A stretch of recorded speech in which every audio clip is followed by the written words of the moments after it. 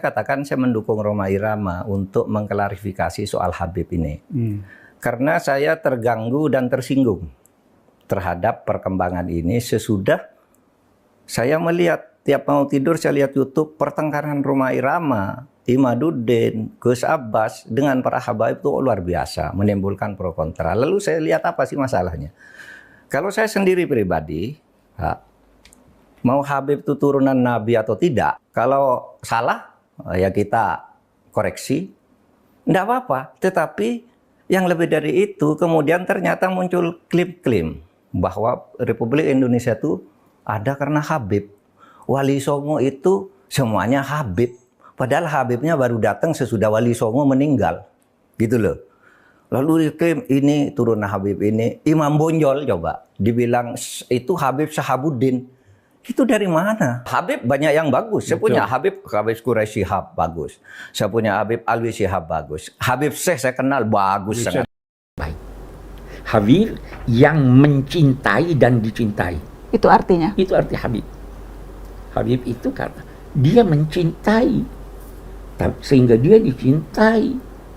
Kalau cuma mau dicintai, tidak mau mencintai, ya bukan Habib itu dong. Ya kan? Itu pemilihan kata Habib. Itu kenapa Abi, udah pernah ingat Abi banyak yang sempat membahas kenapa Abi nggak mau dipanggil Habib. Saya belum mencintai.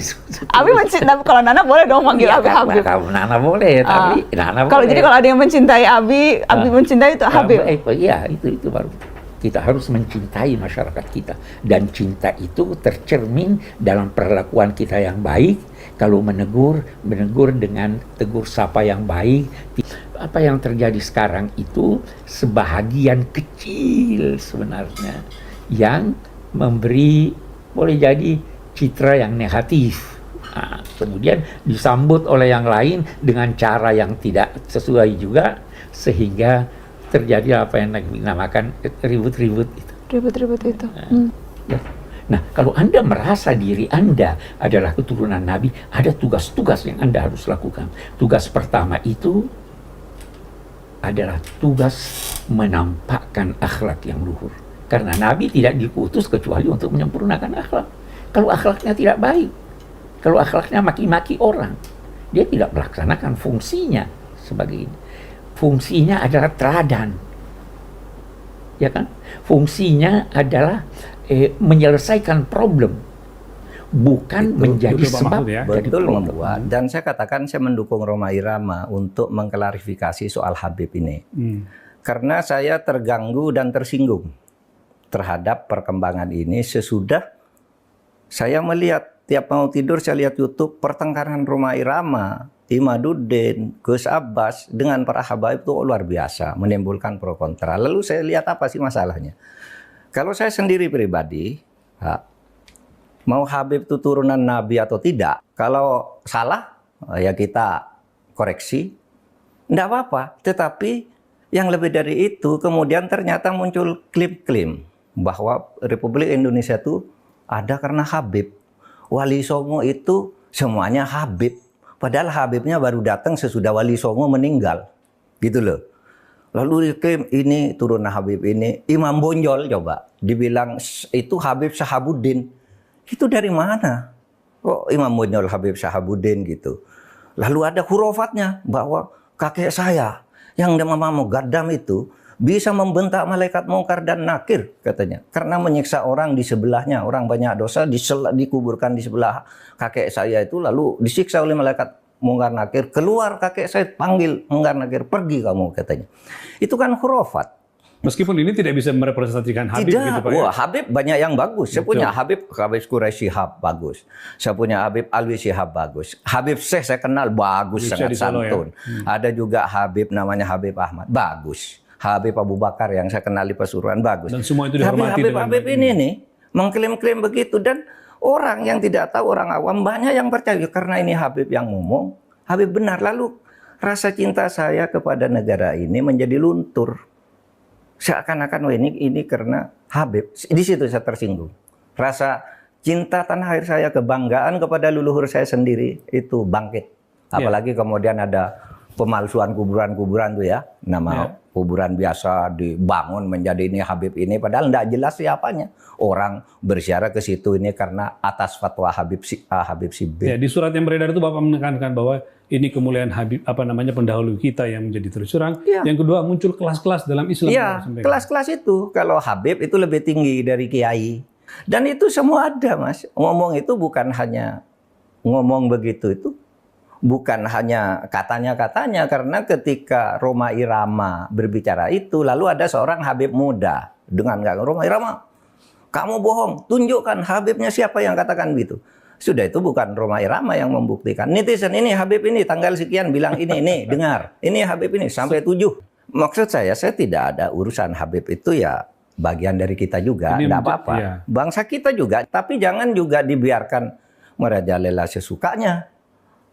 Saya bilang begitu. Ada yang mengatakan kalau Indonesia ini merdeka dibutuh oleh Habib ini. Bung Karno itu tanggal 17 Agustus dibantu oleh Habib siapa gitu untuk menyatakan kemerdekaan. Loh, kita tahu yang bantu tuh Jepang, namanya Maeda. Iya kan? Laksamana Maeda ya. Laksamana Maeda yang menampung Bung Karno. Bung, kalau kamu mau merumuskan kemerdekaan biar aman, tidak ada yang ganggu, di tempat saya aja.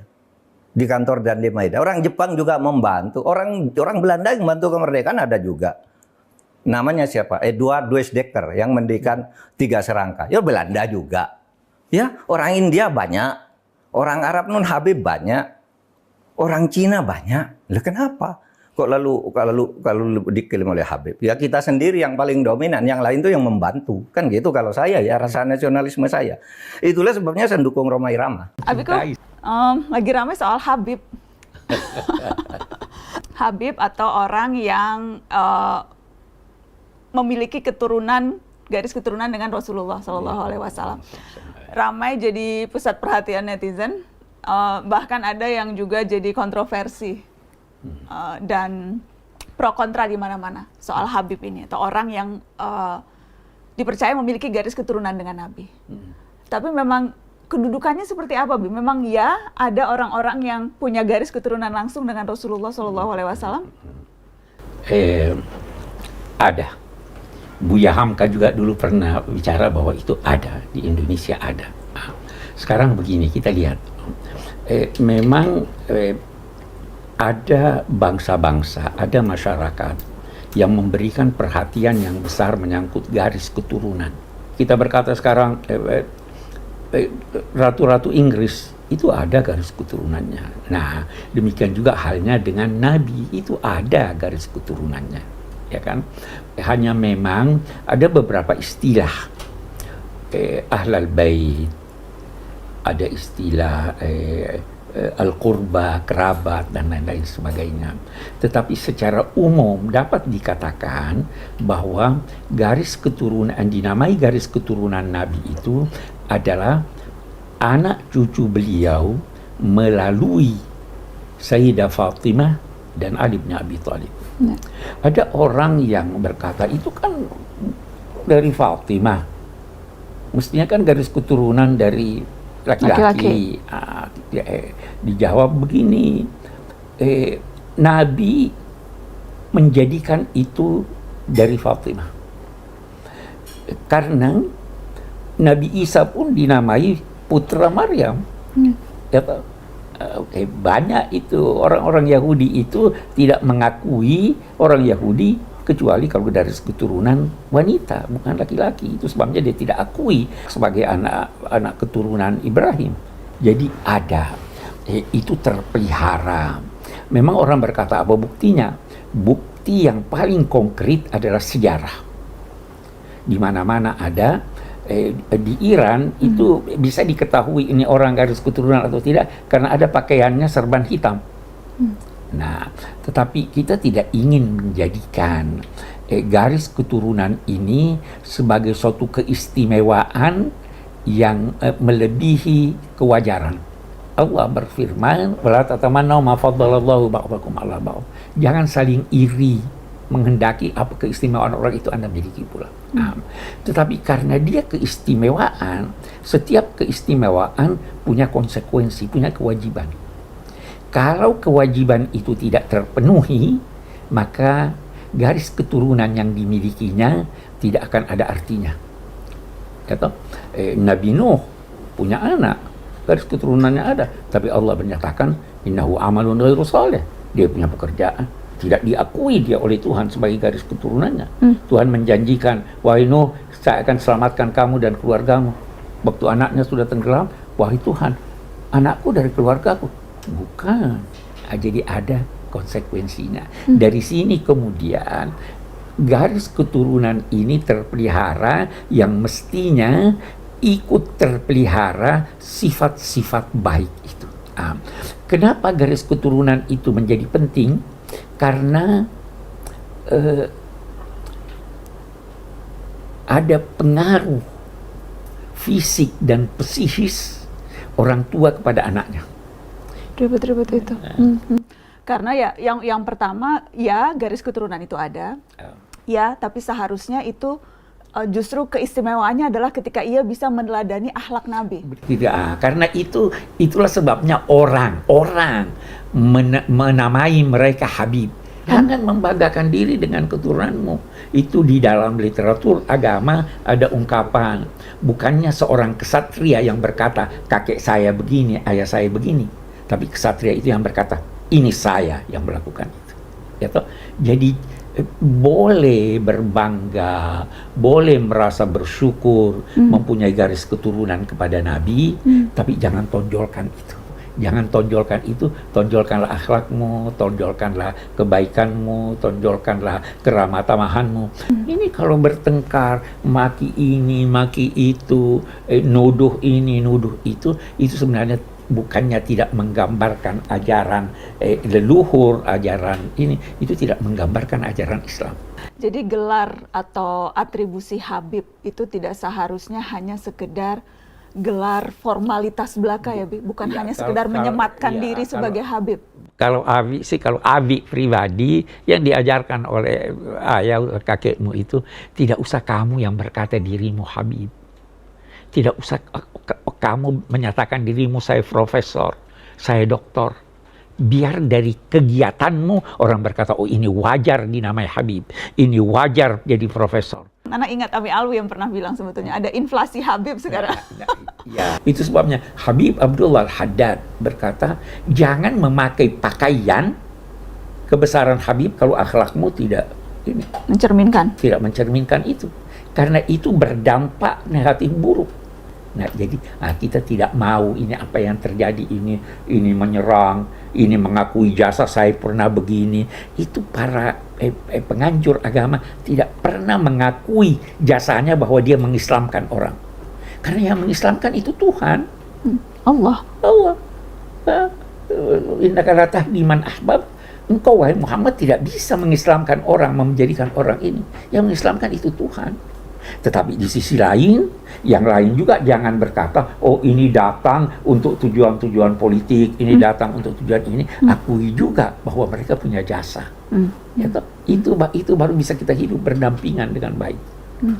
Nah, kalau Anda merasa diri Anda adalah keturunan Nabi, ada tugas-tugas yang Anda harus lakukan. Tugas pertama itu adalah tugas menampakkan akhlak yang luhur. Karena Nabi tidak diutus kecuali untuk menyempurnakan akhlak. Kalau akhlaknya tidak baik, kalau akhlaknya maki-maki orang, dia tidak melaksanakan fungsinya sebagai ini. Fungsinya adalah teladan. Ya kan? Fungsinya adalah menyelesaikan problem, bukan menjadi sebab dari problem. Apakah memang ada spesifik ayat Al-Quran yang menyebut kita harus mencintai garis keturunan Nabi? Iya. Nabi berkata, "Qul la as'alukum alaihi ajran illa al-mawaddata fil qurba." Saya tidak minta upah dari kalian dari apa yang saya lakukan selama ini kecuali apa? Cintai keluargaku.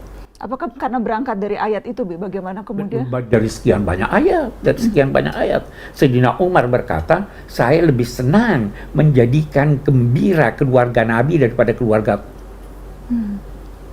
Karena itulah tanda terima kasih kita. Tapi di sisi lain, keluarga Nabi juga harus tahu diri dong. Itu sebabnya Habib Sebabnya ada buku namanya Child Between Heredity and Education. Apa yang lebih berpengaruh? Yang jelas ada pengaruh dari ayah, kakek, dan sebagainya. Sehingga ini ada keistimewaannya. Ya kan?